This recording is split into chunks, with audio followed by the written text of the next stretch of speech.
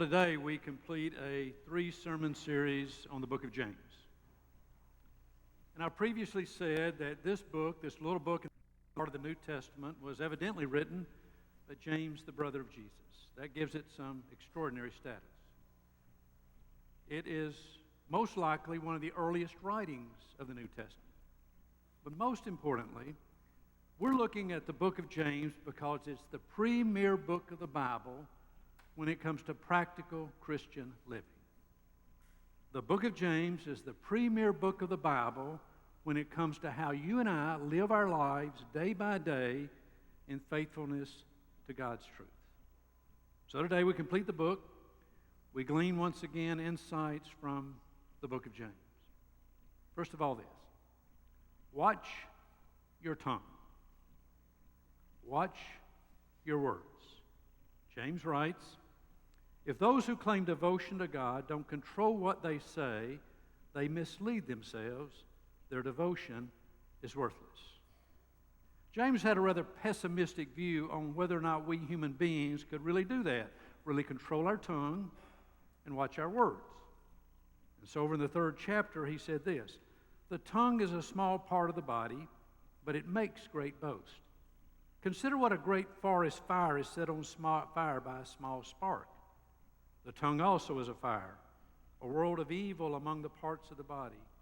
It corrupts the whole body, sets the whole course of one's life on fire. James said, our tongue, the words we use, are like a spark that sets on a forest fire.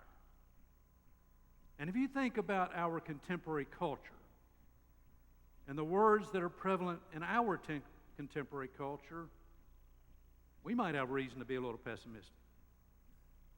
Extreme incivility within the political and social and religious settings, judgmentalism among ethnic and religious and spiritual traditions, unrelenting gossip, expansion of profanity in culture and entertainment, unapologetic indictment of perspectives and lifestyles, on and on the words flow, and on they concern us.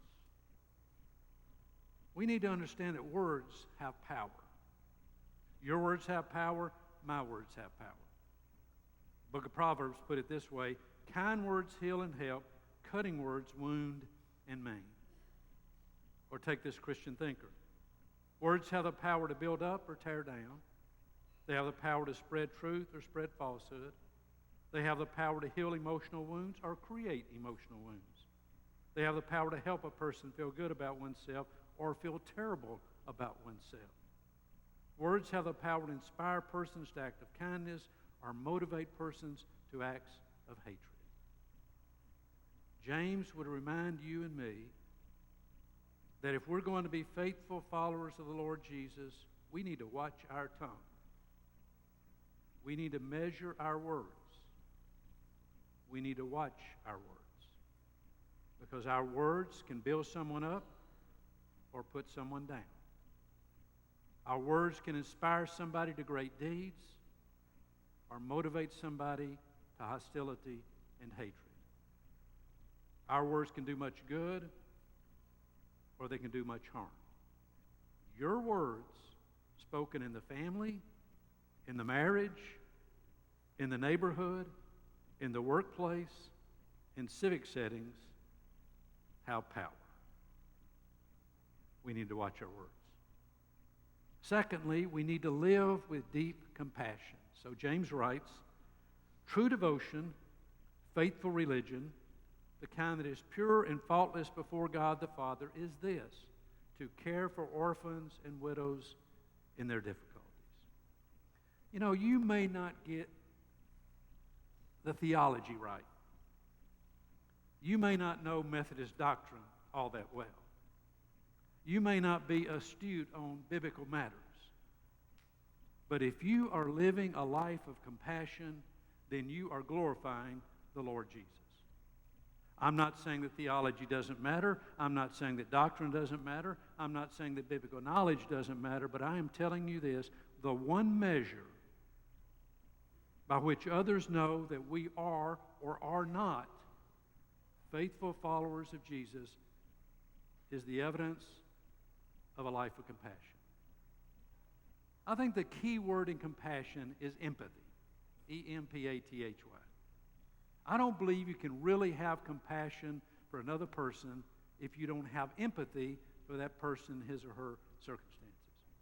You know the name Shel Silverstein, a wonderful poet who's written things like The Giving Tree, Where the Sidewalk Ends, The Light in the Attic. Well, there's a wonderful piece on empathy titled The Little Boy and the Old Man. Said the little boy, sometimes I drop my spoon. Said the old man, I do that too. The little boy whispered, I wet my pants. I do that too, laughed the little old man. Said the little boy, I often cry. The old man nodded, so do I. But worst of all, said the boy, it seems grown-ups don't pay attention to me. And he felt the warmth of a wrinkled old hand. I know what you mean, said the little old man. What is empathy? It's seeking to understand the plight and the situation of another person. It's seeking to enter into the circumstances of their lives so you can understand what they're going through, why they're going through it, and how you can help. And if there's anything needed by the people of Jesus, it's real empathy in this world so that from that can flow deep compassion. Hear me again. It's not about your theological knowledge. It's not about your doctrinal understanding. It's not even about the depth of your biblical knowledge. But it is about the extent to which you and I live compassionately, empathetically, and caringly in the world. Third thing, don't show favoritism. James writes, our brothers and sisters, believers in our glorious Lord Jesus Christ, must not show favoritism. And so James portrays a scene in which a rich man enters the sanctuary. And it's obvious that he's rich by the fine attire that he wears. And so the ushers and the greeters and the congregation immediately flock his way, and they welcome him, and they warmly are hospitable to him. They invite him into the sanctuary, and they show him to the finest pew and have him sit there. And then says James, a poor man comes in. It's obvious that he's poor by the clothes that he wears. The greeters don't rush forward. The ushers don't rush forward. The people may notice, but quickly turn away. And according to James's scenario, not only does the man not get a place in the prominent pew, he's asked to sit on the floor. Now, I don't believe that's true of you. I don't believe the people of Germantown United Methodist Church are generally like that. I believe for the most part you are a truly hospitable people. But there's a lesson here. There's an important message here. Let it never be said of a single one of us that when somebody came into the doors of this congregation that their status, their situation, or even their morality mattered to us. You know why? Because every person who walks through these doors, just as Lisa so beautifully said in the children's message, is a child of God and loved by Jesus. And if every single person who walks through the doors of these churches is a child of God and loved by Jesus, then my arms need to be outstretched, and your arms need to be outstretched. And again, whatever their status, whatever their situation, even whatever their morality, they are welcome. People of Jesus don't show favoritism to others. Final thing, seek to handle conflict constructively. So James writes, where do you think all these appalling quarrels come from? Do you think they just happen? Think again. They come about because you want your own way and fight for it deep inside yourself. James says that conflict in life, quarrels in life, even wars come from the desire that we each have to have it our own way. And let's be honest. There is not a one of us in this sanctuary, preacher included, who cannot, in the right situation, under certain circumstances, be quite obstinate. right? Just turn to your wife or your husband and say, is that true of me? And you'll get your answer. Or turn to your children and you'll get your answer. Let's face it. Every one of us can at times be obstinate, rigid, want it our own way. And when that happens, whether in the marriage, family, the community, the work setting, there is going to be conflict. The question is, how do we handle conflict when it comes? Let me suggest three things. First of all, sometimes other persons are the problem.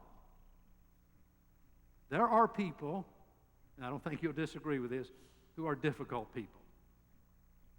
Rick Kirchhoff once used the phrase sandpaper people. They just irritate you by the way they are.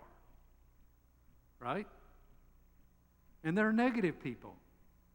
People are just constantly negative about everything, and we find it difficult to be with them. They're elitist people. You know what an elitist is? An elitist believes that he or she deserves preferential treatment and preferential affirmation of his or her position. Sometimes other people in conflict really are the problem. But sometimes, secondly, we're the problem. Sometimes there's conflict in a marriage, in the family, in the community, in the workplace, in the neighborhood, is because of my obstinance or my negativity or your obstinance or your negativity. And so one of the questions we have to ask of ourselves when conflict arises in any of those settings is, am I the problem? Am I the problem? The other thing about conflict, it may emerge out of conviction.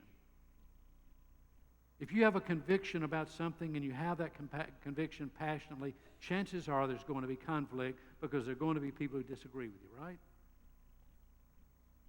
Conflict naturally emerges when we have a conviction about something and we hold that conviction passionately.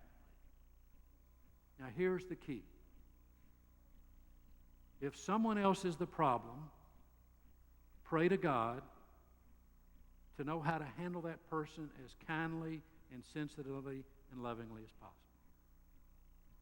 If you're the problem, acknowledge that, apologize to the others, and seek God's help to be different.